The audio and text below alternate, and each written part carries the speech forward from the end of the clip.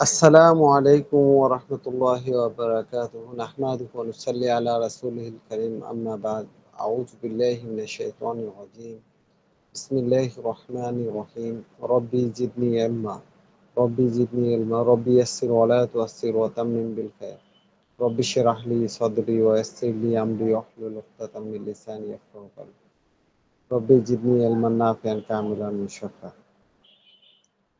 দীর্ঘ কয়েকদিন পরে আবার আমরা একত্রিত হয়েছি আজকের ক্লাসে। আমরা ডিএইচএমএস তৃতীয় বর্ষের প্র্যাকটিস অফ মেডিসিন ক্লাসে উপস্থিত হয়েছি।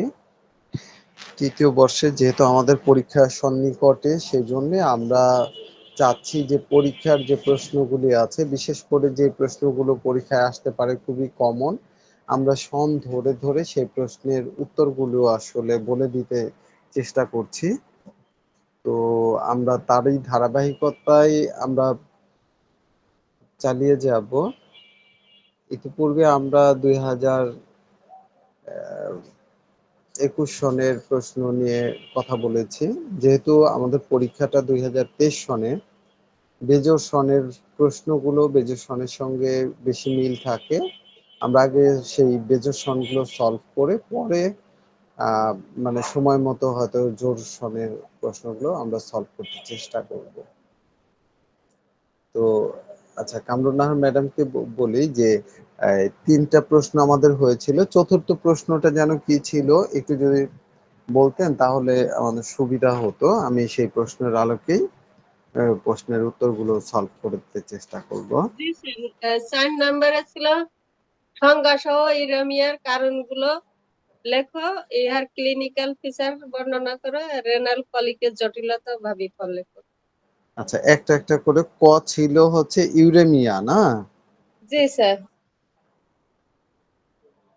ইউরেমিয়ার সংজ্ঞা সহ কারণগুলি লেখো। সংজ্ঞা সহ কারণ, না? আচ্ছা, জি আমি একটা একটা করে বলি, তাহলে আমার মনে হয় যে সহজ হয়। জি স্যার। ইউরেমিয়া কি বলতে পারেন, মনে আছে? ইউরেমিয়াটা সাধারণত প্রস্রাবের অপ্রাচুর্যতা, মানে পর্যাপ্ত পরিমাণ স্বাভাবিক আহ, মানে যতটুকু প্রস্রাব হওয়ার কথা। হ্যাঁ, মানে আচ্ছা। এই ইউরেমিয়া এর আগে আমরা বলেছিলাম বা পড়িয়েছি। ইউরেমিয়া হচ্ছে, যদি বাংলা বলি, মূত্রবিকার। ঠিক আছে? জি স্যার। আচ্ছা, এটা যে ইউরিনারি গ্ল্যান্ড বা ইউরিনারি গ্রন্থি যা আছে, মানে দূষিত পদার্থের কারণে যদি সুস্থ অবস্থায় যেভাবে প্রস্রাব নির্গত হওয়ার কথা, সেটা যদি মনে করেন যে কোনো কারণে বাধাগ্রস্ত হয়, অবরুদ্ধ বা বাধাগ্রস্ত হয়, নেফ্রাইটিসের কারণে, মানে নেফ্রাইটিস হচ্ছে নেফ্রনের যদি প্রদাহের কারণে হয়, অথবা অন্য বিভিন্ন অথবা রক্তদুষ্টি, মস্তিষ্কের বিকৃতি, স্নায়বিক বা আন্ত্রিক যে কোনো কারণে যদি সঠিকভাবে প্রস্রাব না করতে পারে, তাহলে এই বিষয়টাই হচ্ছে ইউরেমিয়া, যে সঠিকভাবে প্রস্রাব উৎপাদন হচ্ছে না। বুঝতে পারছেন? আর জি স্যার। এর কারণ যদি ধরি, তাহলে বেশ কিছু কারণ আছে। তো এই মনে করেন যে এই কারণগুলোর মধ্যে সুপ্ত কারণ আছে, আবার মনে করেন যে সুপ্ত কারণ ছাড়াও প্রকাশ্য কারণও আছে। তো একটা হচ্ছে, যদি মনে করেন যে ইউরিনারি গ্রন্থি বা ইউরিনারি ব্লাডার, এই ব্লাডারটা কোনো কারণে প্রদাহিত হলো, এটা একটা অন্যতম কারণ। যে ইউরিনারি ব্লাডার, যে এখানে প্রস্রাব জমা হয়, এখানে প্রদাহ হওয়ার কারণে সঠিকভাবে আহ, ওই প্রস্রাব নির্গত হচ্ছে না, এটা একটা হতে পারে। নেফ্রাইটিস, নেফ্রাইটিস হচ্ছে কিডনি, এই কিডনির মানে সর্বক্ষুদ্র যে অংশটা আছে, এক একটা জালিকা বা পার্ট, এই পার্ট যদি আপনার প্রদাহিত হয়, তাহলে এই অবস্থাটা হতে পারে, এটা একটা কারণ হতে পারে। অথবা আরেকটা হচ্ছে যে প্রস্রাব, ধরেন যে কোনো কারণে বাধাগ্রস্ত হওয়া, আটকে যাওয়া, অথবা আরেকটা কারণ হতে পারে যে ধরেন যে প্রস্রাবের স্বল্পতা, অবরোধ, বাধাগ্রস্ত অনেকভাবে হতে, প্রদাহিত কারণে হতে পারে, পাথরের কারণে হতে পারে, বিভিন্ন কারণে যদি, অথবা আরেকটা হচ্ছে যে দেখা গেল রক্ত দূষিত হয়ে গেছে। এই ধরনের কারণগুলোতেই সাধারণত ইউরেমিয়া হয়ে থাকে। তো যেহেতু অনেক বড় করে সংজ্ঞা দিলে আমরা সবগুলো করতে পারবো না, মোটামুটি কাকে বলে যদি মানে একদম সহজ কারণে যদি বুঝি যে যে কারণে প্রস্রাব করতে বাধাগ্রস্ত হয়, এই অবস্থাটা হচ্ছে ইউরেমিয়া। আর এর কয়েকটা কারণ তো আমরা জানলাম। এর পরের প্রশ্নটা কি আছে খ নাম্বারে? স্যার খতে আছে ইহার ক্লিনিক্যাল ফিচার বর্ণনা করুন, আচ্ছা লক্ষণ। আচ্ছা, ক্লিনিক্যাল ফিচার, আমরা যদি কোথাও সাইন, সিমটম, ক্লিনিক্যাল ফিচার যদি করি, সব একই রকম, শুধু প্রশ্ন যেভাবে যাবে আমরা চেষ্টা করব ঠিক সেভাবে উত্তর দেওয়ার। আচ্ছা, এটার মনে করেন যে একটা প্রধান হচ্ছে লক্ষণাবলী যে মস্তিষ্কের মাথা, মনে করেন যে মস্তিষ্ক সম্বন্ধীয় যদি লক্ষণ বলি তাহলে শিরপীড়া বা মাথা ঘোরানো, শিরপীড়া প্রায় মস্তকের পেছন দিকে ধরুন আক্রমণ করে, কাঁধ পর্যন্ত আক্রমণ হয়, এটা একটা কারণ। অনিদ্রা, অস্থিরতা, ঘর্ম ভাব, স্বল্পক্ষণ স্থায়ী এবং বধিরতা, অচৈতন্যতা ইত্যাদি, মনে করেন যে উন্মাত্ততা, এই ধরনের যে কোনো কারণেই যদি দেখা যাচ্ছে যে সঠিকভাবে আহ, প্রস্রাব হচ্ছে না, এর মধ্যে নারীর স্বল্পতা হতে পারে, আক্ষেপ হতে পারে, এবং এমনকি প্রস্রাবে দুর্গন্ধ থাকতে পারে, জ্বালা ব্যথা এমনটা হতে পারে, এটা একটা লক্ষণ হতে পারে। এরপরে শ্বাসকষ্টজনিত লক্ষণ, আমাদের রোগ কিন্তু এক জায়গায় ইউরিনারি সিস্টেমে, কিন্তু এর অ্যাটাকটা কিন্তু অন্য জায়গায় আমরা দেখতে পাচ্ছি। আমরা সাধারণত দেখা যাচ্ছে যে আমরা যেই জায়গার রোগ সেই জায়গায় লক্ষণগুলো পাই বা খুঁজে পাই, কিন্তু এখানে কিন্তু একটা বড় বিষয় যে মানে হয়েছে অন্যান্য মস্তিষ্কের সমস্যা বা লক্ষণ, কিন্তু টেস্ট করলে বা পরে দেখা যাবে যে সেটা ইউরেনিয়া। তেমনই শ্বাসকষ্টজনিত যে লক্ষণ, শ্বাসকষ্ট, নিঃশ্বাস নিতে বা বের করতে অসুবিধা হয়, অথবা রোগী দেখা যাচ্ছে যে রাত্রিকালে বিছানায় উঠে বসে থাকে, হাঁপাইতে থাকে, এই ধরনের সমস্যা দেখা দিতে পারে। এরপরে দেখা যাচ্ছে ডাইজেস্টিভ সিস্টেমের তার সমস্যা, যেমন প্রবল বমি হওয়া বা বমন ইচ্ছা, নশিয়া, ভমিটিং, মানে একটা হচ্ছে যে বমি বমি ভাব, নশিয়া, আর ভমিটিং হচ্ছে সরাসরি বারবার বমি হওয়া, এমনটা লক্ষণ দেখা দিতে পারে। অথবা দেখা যাচ্ছে যে টয়লেট পাতলা হয়ে গেছে, অথবা উদারাময়, অথবা ডাইজেস্ট, মনে করেন যে হজম ঠিকভাবে হয় না। এছাড়া আরো লক্ষণ দেখা দিতে পারে জ্বর, শোথ, শোথ অর্থ শরীর ফুলে যাওয়া, শরীরে পানি এসে যাওয়া, অথবা মূত্র স্বল্পতা অর্থাৎ প্রস্রাব করছি না একেবারেই, অথবা প্রস্রাব বন্ধ হয়ে যাওয়া ইত্যাদি সাইন সিমটম গুলো আমরা পেতে পারি। আচ্ছা, এর পরের প্রশ্নটা বলেন তো। পরেরটা হচ্ছে রেনাল কলিকের জটিলতা ও ভাবি ফল লিখুন। আচ্ছা, রেনাল কলিকের জটিলতা আর ভাবি ফল। রেনাল কলিক এটা কি, এটা যদি আমরা বুঝতে পারি তাহলে আমরা জটিলতা বা ভাবি ফল সহজ হবে। কিডনির যে ব্যথা, হ্যাঁ, কিডনিতে। কিডনিতে মনে করেন যে মূত্রপাথড়ীর জন্য ব্যথা প্রচন্ড, মানে কলিক পেইন মানে কি এটাকে প্রচন্ড ব্যথা।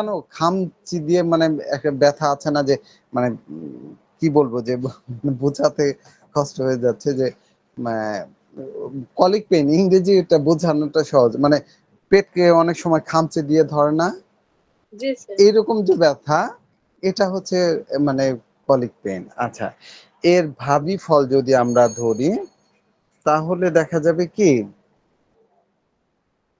এটা প্রস্রাব নির্গত হওয়ার সময় দেখা যায় যে মানে অনেক সমস্যা তৈরি হয়, কষ্ট তৈরি হয়, আটকে যায় ওই মানে, ঠিক আছে? জি স্যার। এরপরে মানে এর ভাবি ফল আরো হতে পারে যে আটকে যেতে পারে, কিডনি ফেইলিওর হওয়ার সম্ভাবনা থাকে, অথবা কিডনির ভেতরের অংশ প্রদাহ তৈরি হতে পারে,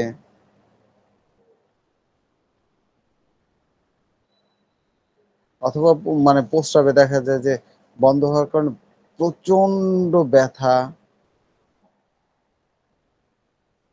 অথবা প্রস্রাব আটকে যাওয়া। এবং এই আটকে যাওয়ার কারণে রোগী মনে করেন যে সংকটাপন্ন হতে পারে, আশঙ্কাজনক অবস্থা হতে পারে রোগীর অবস্থা, এমনকি প্রস্রাব যদি আটকে যায় আর না করতে পারে তাহলে তো মারা যেতে পারে।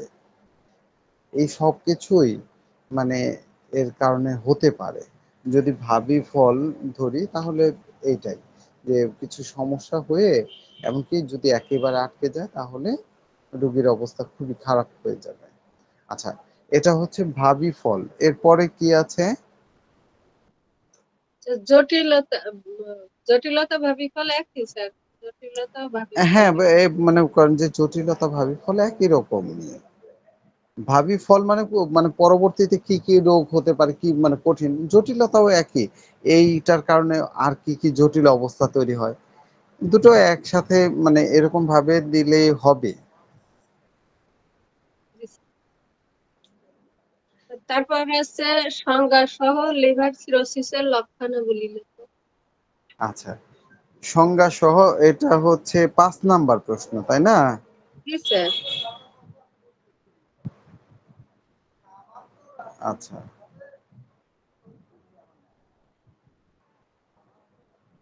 আচ্ছা, প্রথমে সংজ্ঞায় আসি যে লিভার সিরোসিস কাকে বলে। লিভার সিরোসিস মনে আছে যে এর আগে যে পড়িয়েছিলাম, প্রথমে হচ্ছে ডাইজেস্টিভ সিস্টেমের আমরা অনেকগুলো রোগ পড়েছি না? জি স্যার। আচ্ছা, এটা ডাইজেস্টিভ সিস্টেমেরই একটা রোগ। ডাইজেস্টিভ সবচেয়ে বড় অর্গানের নাম কি, লিভার না? জি স্যার।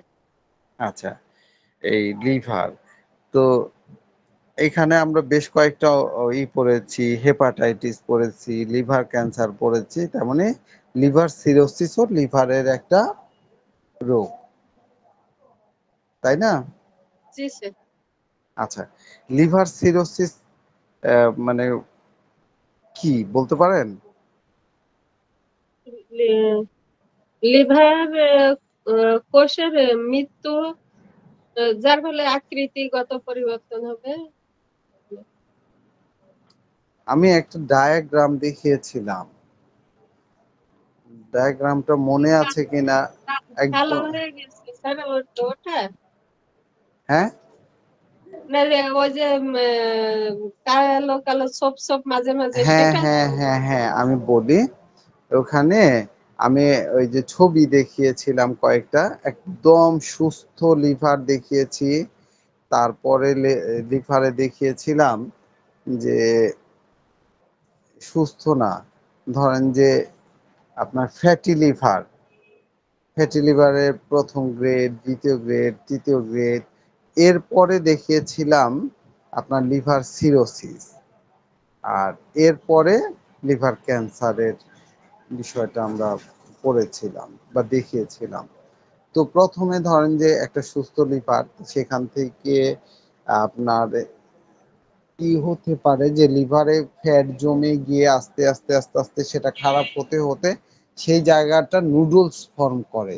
নুডলস হচ্ছে যে লিভারের কোষগুলি শক্ত হয়ে যায়, শক্ত হয়ে সেই জায়গা সঠিকভাবে কাজ করতে পারে না। ফ্যাটি লিভার হলেও কাজ করতে পারে, কিন্তু এই মানে তার লিভারের যে স্ট্রাকচার, সেই স্ট্রাকচারটা একটা স্বাভাবিক আকৃতি, স্বাভাবিক মানে কি বলবো যে শক্ত বা নরম একটা নির্দিষ্টই। কিন্তু যখন লিভার সিরোসিস হয়, লিভার সিরোসিস হলে তখন দেখা যাচ্ছে কি এই লিভারের অবস্থা গুটি গুটি গুটি গুটি, এবং সেই অবস্থাটা শক্ত একটা মানে পিণ্ডে পরিণত হয়। এই অবস্থাটাই হচ্ছে লিভার সিরোসিস। ঠিক আছে? লিভারের যখন আকৃতিগত পরিবর্তন হয়ে তার টিস্যুগুলি পরিবর্তন হয় এবং স্বাভাবিক কার্যক্ষমতা দেখা যাচ্ছে যে হারিয়ে, সে হয়তো মানে ছোট্ট আকৃতি অধিকাংশ সময় হয়, অল্প কিছু সময় হয়তো চেঞ্জ আসতে পারে, কিন্তু অধিকাংশ সময় লিভার সিরোসিস হলে লিভারটা শক্ত হয়ে একটা মানে গুটি গুটি অবস্থা হয়। এই অবস্থাটাই হচ্ছে লিভার সিরোসিস। আচ্ছা, এরপরের প্রশ্নটা কি আছে?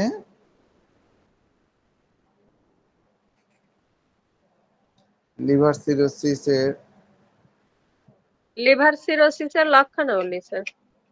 আচ্ছা, লক্ষণাবলী, এই যে আমি বললাম যে লিভার সিরোসিসের লক্ষণগুলি হবে যে লিভারটা যদি আমরা আল্ট্রাসোনোগ্রাফি করি তাহলে দেখা যাবে কি তার স্বাভাবিক আকৃতিতে নেই। এই স্ট্রাকচারটা কি হয়েছে যে শক্ত হয়ে গেছে এবং গুটি গুটি হয়ে গেছে। আর যদি আমরা অন্যান্য লক্ষণের কথা বলি তাহলে দেখা যাবে যে এর সাথে অন্যান্য অনেক লক্ষণ, হেপাটাইটিস আছে, জন্ডিস থাকতে পারে, রোগীর ডাইজেস্টিভ সিস্টেমের সমস্যা হতে পারে, খেতে পারে না, রোগীর ওজন কমে যায়, রোগী বমি করে, এবং দেখা যাচ্ছে যে রক্তের সাথে বিলিরুবিনের মাত্রা বেশি হওয়ার কারণে ওই জন্ডিস দেখা দিতে পারে। রুগী মানে দিন যাচ্ছে আর শুকিয়ে যাচ্ছে এবং ওজন কমে যাচ্ছে, দুর্বল হয়ে যাচ্ছে। এই লক্ষণগুলি মানে রোগীর মাঝে একটা কমন ভাবেই দেখতে পাওয়া যায়। লক্ষণাবলীর কথা বলেছেন তাই না? জি স্যার। আচ্ছা, এরপরে কি আছে? মানে আমি এরপরে আসলে মানে করে সহজ করে মানে নিজের ভাষায় বলতেছি, ঠিক আছে, যাতে জি স্যার। সহজে বুঝতে পারেন। এই বিষয়টা বুঝলে আপনি যে কোনো বই থেকে পড়লে তখন সেটাকে মনে থাকবে ভালো। আর না বুঝে যদি আপনি শুধু তোতা পাখির মতো মুখস্থ করেন তাহলে সেটা মনে থাকবে না। জি আচ্ছা, স্যার। এরপরে প্রশ্নটা কি আছে? হেপাটাইটিসের চিহ্নগুলি উল্লেখ করো। হেপাটাইটিসের চিহ্নগুলি, জি স্যার। তাই না? জি স্যার। আচ্ছা, চিহ্ন, সাইন, সিম্পটম। হ্যাঁ, জি আচ্ছা, চিহ্ন এবং লক্ষণের মধ্যে পার্থক্যটা বুঝেন? স্যার, একটা হচ্ছে চিহ্নটা হচ্ছে যে দেখতে পারবো, মানে হ্যাঁ, হ্যাঁ, বোঝা যাবে। আর লক্ষণটা হচ্ছে মানে রুগী না বললে বোঝা যায় না, এরকম। হ্যাঁ, হ্যাঁ, আবার সাইন সিম্পটমের মধ্যে এটা একটা বড় পার্থক্য। আপনি খুব সুন্দর করে বলেছেন যে সাইন যেটা মনে করেন রুগীর ডাক্তার, নার্স বা রুগীর যে সেবাকারী লোকগুলি আছে এরা রুগীকে দেখেই বুঝতে পারবে। আর লক্ষণ হচ্ছে রুগী যদি না বলে, হয়তো কিছু ক্ষেত্রে দেখা যাবে, কিছু ক্ষেত্রে দেখা নাও যেতে পারে। যেমন ব্যথা, এটা তো আর দেখা যায় না, কিন্তু কোনো কোনো ক্ষেত্রে দেখা যায় হ্যাঁ লাল হয়ে আছে, ফুলে আছে ভাই। কিন্তু কিছু অধিকাংশ ক্ষেত্রেই এটা রুগী না বললে আমার খারাপ লাগতেছে, আমার ব্যথা লাগতেছে, আমার এই এই জিনিসগুলা, এই সিমটম গুলি রুগী নিজেই আসলে করতে পারে। তো হেপাটাইটিস বা যদি আমরা বলি যে হেপাটাইটিস আইটিস বলেছি না, লিভারের প্রদাহ। জি তো স্যার। লিভারের প্রদাহের প্রধান কিছু লক্ষণ আমরা খুঁজে পাই। তার মধ্যে হচ্ছে যে আপনার এর কারণে জন্ডিস হতে পারে, চোখ, তারপরে কি বলবো যে চোখ হলুদ হয়ে যেতে পারে, খাবারের রুচি থাকে না, খেতে গেলে মনে করেন যে গন্ধ হয়, গন্ধ আসে, বমি করে, ওজন কমে যায়। তারপরে মানে জন্ডিসের যে লক্ষণগুলি আছে, এই লক্ষণগুলির সাথে হেপাটাইটিস বা মনে করেন যে লিভারের প্রদাহের লক্ষণ মিল আছে। কারণ হচ্ছে যে এই হেপাটাইটিস হলেই দেখা যাচ্ছে যে জন্ডিসের লক্ষণগুলো তার মধ্যে প্রকাশ পেতে পারে। তবে এটা মনে করেন যে তরুণ পীড়াও হতে পারে অথবা ক্রনিকও হতে পারে। তরুণ পীড়ায় লক্ষণগুলি যত সুন্দরভাবে, যত সহজে প্রকাশ পায়, কিন্তু আহ, যে যাদের মনে করেন যে পুরাতন, অনেক সময় আস্তে আস্তে লক্ষণগুলি থাকতে থাকতে শরীরে দীর্ঘদিন থাকার ফলে ওগুলি কমে যায়। স্পর্শ করলে অনেক সময় দেখা যাচ্ছে একটু জ্বর জ্বর ভাব থাকতে পারে। আহ, ওই তো বললাম যে চোখের পাতা হলুদ বর্ণ, প্রস্রাব, এমনকি প্রস্রাব হলুদ হয়ে যেতে পারে, টয়লেট ঠিক মতো হয় না, টয়লেট কষা হয়ে যেতে পারে, অল্প পরিমাণে হতে পারে, আহ, শরীর দুর্বল। এই তো মানে করেন যে এই কমন লক্ষণগুলি আছে, এর সাথে অন্য লক্ষণগুলি পাওয়া যেতে পারে। ঠিক আছে, বুঝতে পেরেছেন? জি স্যার। আপনি বলেন তো লক্ষণগুলি। জন্ডিস দেখা দিতে পারে, তারপরে খাবারে অরুচি থাকবে, ওজন কমে যাবে, তারপরে হলুদ হয়ে যাবে রুগী, তারপরে অ্যানিমিয়া থাকতে পারে, হ্যাঁ, এই খাবারে লক্ষণগুলি, অরুচি, হ্যাঁ খেতে খাবারে পারেন। আচ্ছা, অরুচি। এই লক্ষণগুলি আপনার স্পর্শকাতরতা হয়, অনেক সময় দেখা যাচ্ছে মুখে তিতা স্বাদ, মুখ থেকে দুর্গন্ধ আসতে পারে। আছে, এইভাবে বললে একটা একটা লক্ষণ বললে অনেক কিছুই পাওয়া যাবে। আচ্ছা, এর পরের প্রশ্নটা কি আছে? স্যার ইহার জটিলতা ও ভাবি ফল উল্লেখ করো।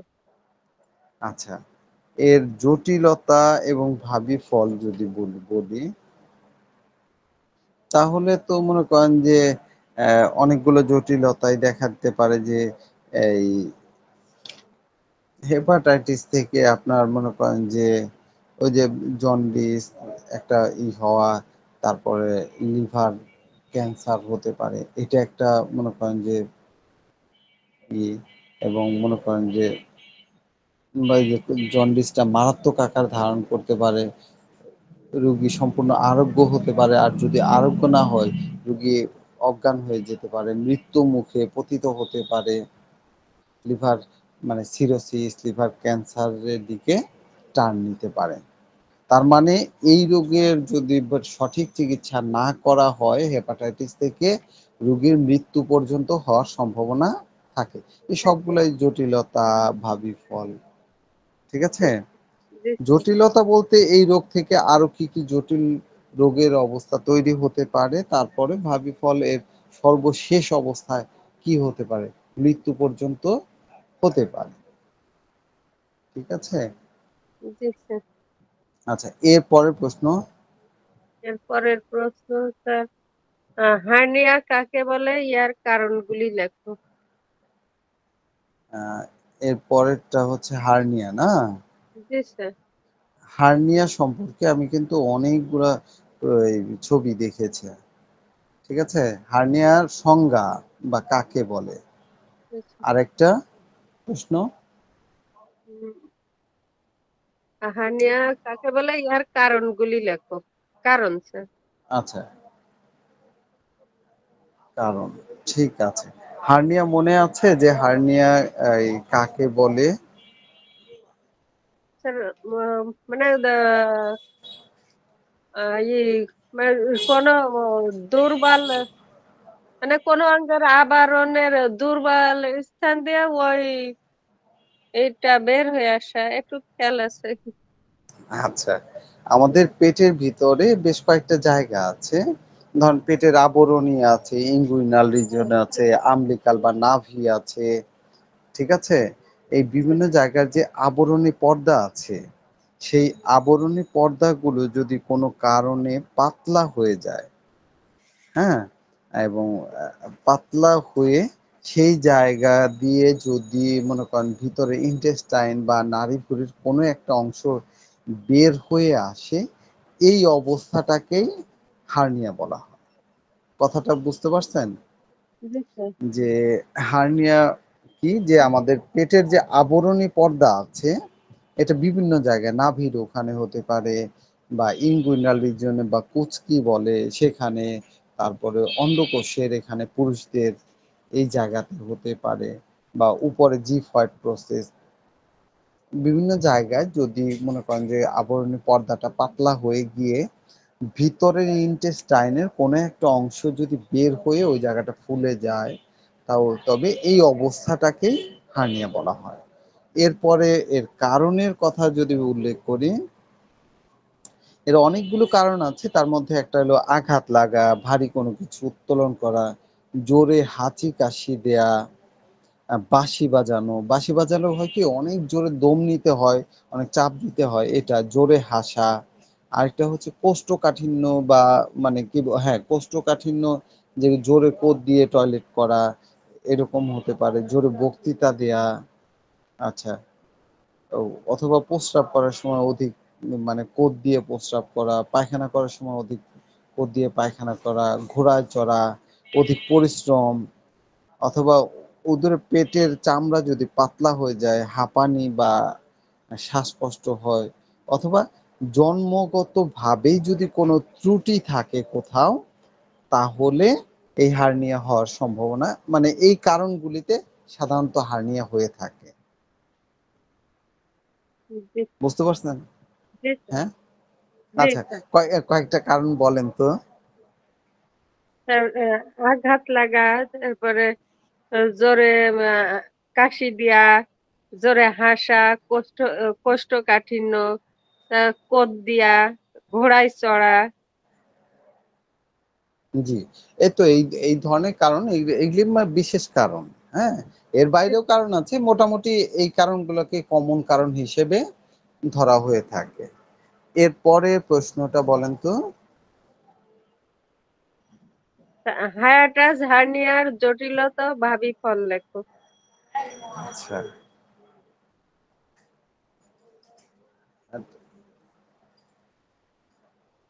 জটিলতা না? জি স্যার।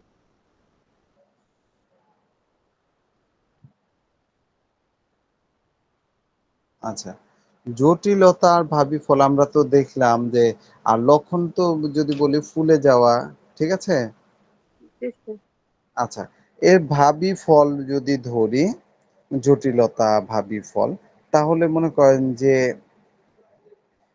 মনে রোগের যে জায়গায় এই হার্নিয়াটা হবে সেই জায়গাতে ব্যথা হতে পারে, এবং প্রদাহের কারণে রোগীর জ্বর আসতে পারে, বমি হতে পারে, হেঁচকি উঠতে পারে, পেট ফুলে যেতে পারে। এটা মনে করেন যে এটা একটা মানে প্রধান জটিলতা হয়। এবং অবস্ট্রাকশন হতে পারে, অর্থাৎ কোথাও এই যে আপনার এই এটা বের হয়ে আসলো পেটের অংশটা, আর ভিতর ঢুকলো না, কিন্তু সেখানে রক্ত চলাচল না করতে পেরে ওই জায়গাটা কি হতে পারে, গ্যাংগ্রিন হয়ে যেতে পারে। গ্যাংগ্রিন মানে পচে গিয়ে একটা মারাত্মক জটিলতা হতে পারে, এমনকি রোগী মৃত্যু পর্যন্ত হওয়ার সম্ভাবনা থাকে, মৃত্যুর মুখে। মনে করেন যে পেটের একটা অংশ বের হয়ে আসছে, এটা আর ভিতরে ঢুকতে পারতেছে না, কিন্তু এত কঠিনভাবে বের হয়ে আসছে, সেখানে রক্ত চলাচল বন্ধ। যে জায়গাতে রক্ত চলাচল বন্ধ হবে সেই জায়গার কোষগুলো কি হবে, মারা যাবে। মারা মারা যাবে। গেলে কি হবে, মারা গেলে ওই জায়গাগুলো পচন তৈরি হবে। আর এই পচন, ব্যথা, বিভিন্ন কারণে রুগী যদি ওই অবস্থায় মানে সঠিক চিকিৎসা না করে দ্রুততম সময়ের মধ্যে, তাহলে রুগী মৃত্যুর মুখে পতিত হতে পারে বা মারা যেতে পারে। জি। যে তাহলে জটিলতা ভাবি ফলটা বোঝা গেল। এরপরে কি আছে একটু সেটা বলেন। এরপরে আছে উদারময়ে প্রতিষেধক ব্যবস্থা সমূহ লেখো। আচ্ছা, উদারাময়ে, প্রতিষেধক ব্যবস্থা লেখো। আচ্ছা, প্রতিষেধক ব্যবস্থা না? জি স্যার। আচ্ছা লিখতে হবে। আচ্ছা উদারাময়টা কি আগে সেটা বলেন। স্যার বলতে পারেন? হ্যাঁ? উদারময়টা হচ্ছে স্যার ঘন ঘন পাতলা পায়খানা হওয়া।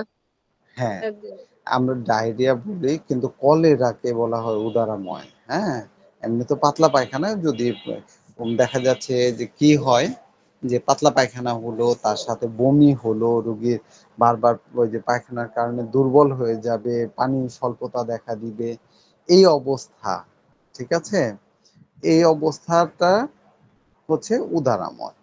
তো এর যদি আমরা প্রতিষেধক চিন্তা করি, প্রতিষেধক মানে কি? প্রতিষেধক কিন্তু চিকিৎসা না। প্রতিষেধক কাকে বলে? প্রতিষেধক মানে চিকিৎসা করাকে কিন্তু প্রতিষেধক বলে না। প্রতিষেধক টিকা বলা বুঝছে স্যার। হ্যাঁ, রোগ হওয়ার পূর্বেই যে ব্যবস্থা নেওয়া এটা হচ্ছে প্রতিষেধক। টিকা নেয় না? যেমন জি টিকা স্যার। নিলে হ্যাঁ, রোগ প্রতিরোধে এটা একটা ব্যবস্থা। তার মানে কি আমাদের পূর্ব থেকে যে সচেতন হতে হবে। এটা কিন্তু একটা পানিবাহিত রোগ। পানি দূষিত হওয়ার কারণে হতে পারে। তো আমরা আমাদের সবসময় প্রতিষেধক হিসেবে কি করতে হবে? যখন আমরা পানি পান করব সেটা কি?